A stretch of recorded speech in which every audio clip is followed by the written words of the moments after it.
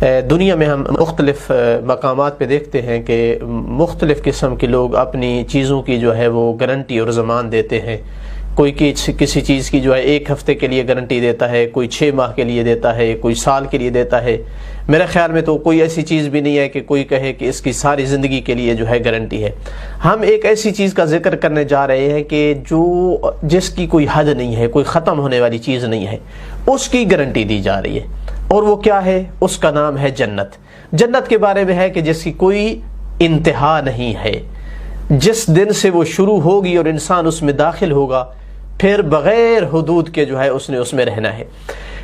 ایسی عظیم چیز کی گارنٹی دی جا رہی ہے، اور دینے والا کون ہے؟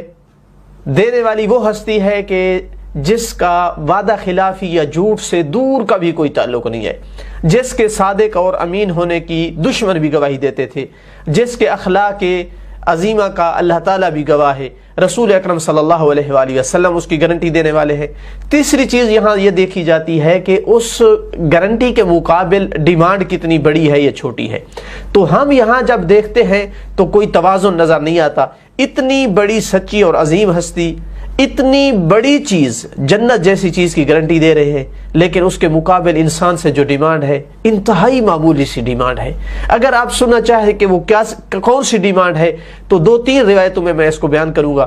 انصار رسول اکرم صلی اللہ علیہ وآلہ وسلم کی انہوں نے ہر طرح کی ہیلپ کی، ہر طرح کی خدمت کی، جنگوں میں شریک ہوئے، مہمان ٹھہرایا، ان کے دوست کو اپنا دوست بنایا، ان کے دشمن کو دشمن بنایا۔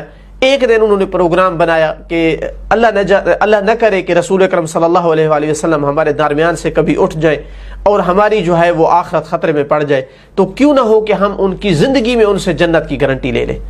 یہ سوچ کر کے رسول اکرم صلی اللہ علیہ وسلم کی خدمت میں آئے، کہتے ہیں کہ ہم ایک چیز مانگنے آئے ہیں۔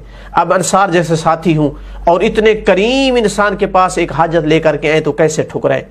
کہا بتائیے کیا چیز چاہیے؟ کہا ایسے نہیں ہے یا رسول اللہ، پہلے وعدہ کیجئے کہ جو مانگیں گے ہمیں دیں گے، تب ہم بتائیں گے۔ اب کرم کے منافی ہے کہ کہہ دیں اگر نہیں بتاتے تو نہیں دوں گا۔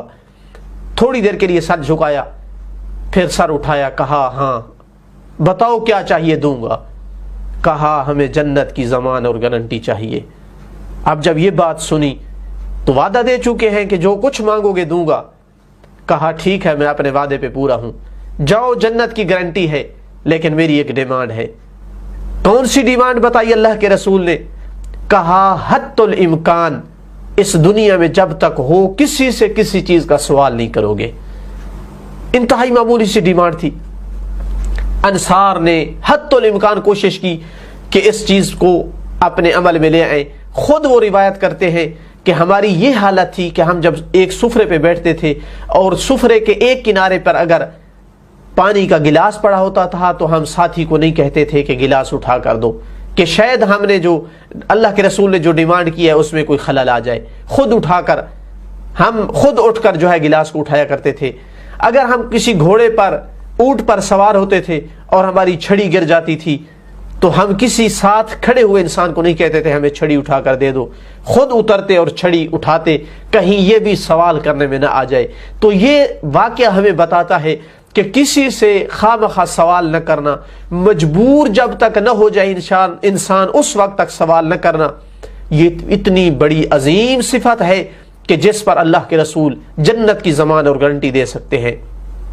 دوسری روایت، اللہ کے رسول اپنا گھر تیار کر رہے تھے، اس کا رنگ روغن کر رہے تھے، تو درمیان ساتھ سے ایک آدمی گزرا۔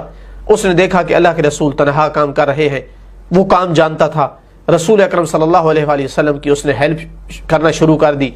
جب کمرہ مکمل ہو گیا، رنگ روغن اس کا جو کچھ تھا اس دور میں جو ہوتا تھا وہ مکمل ہو گیا، تو اللہ کے رسول نے فرمایا اگر تیری کوئی حاجت ہے تو مانگ۔ آدمی دانا تھا، نہ دینار مانگے نہ درہم، نہ اس نے شادی کے لیے کوئی بیوی کے لیے دعا کرنے کا کہا، کچھ نہیں کہا۔ کہا یا رسول اللہ اگر ضرور مجھے کچھ دینا چاہتے ہیں تو مجھے جنت کی ضمان اور گارنٹی چاہیے۔